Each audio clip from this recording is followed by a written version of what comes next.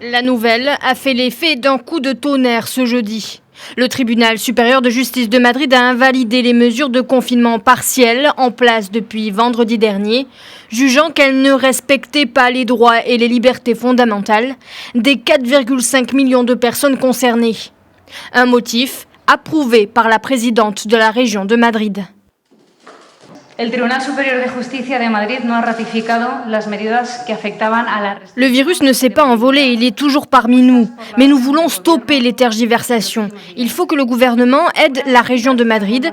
Mais Pedro Sánchez n'a pas respecté sa promesse faite il y a quelques jours, à savoir nous permettre de travailler ensemble sans nous imposer quoi que ce soit. Por unanimidad, los tribunales. Ils ne sont pas confinés chez eux, comme cela avait été le cas au printemps, au moment de la première vague de la pandémie. Mais leur liberté de circulation est fortement restreinte.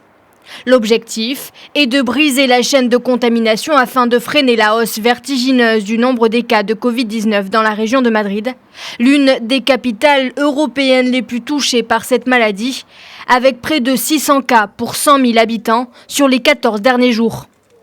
Sans le feu vert de la justice, la police ne pouvait pas infliger d'amende aux personnes ne se pliant pas à ces mesures. Cette fois-ci, la Cour de justice a estimé que les mesures de bouclage partiel n'avaient pas de fondement légal.